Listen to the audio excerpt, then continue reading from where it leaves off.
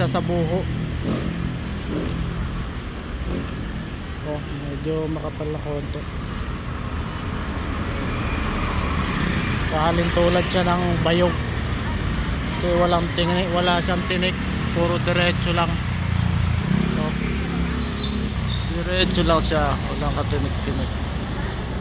Ganda sana makakuha ng pantanim nito.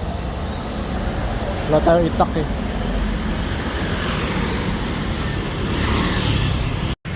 Ito yung kawayan na magandang itanim mo. Tuwid na tuwid, walang tinik. Kalin tulad to ng kawayang bayog sa ano. Hindi ko lang alam kung solid to. Oh, straight na straight siya oh. Magandang gawing ano, pang pamoste, pamilugan sa bahay ng mga kubo.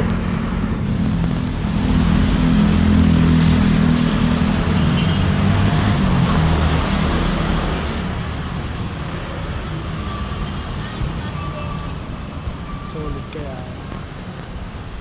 Lagdon Residence.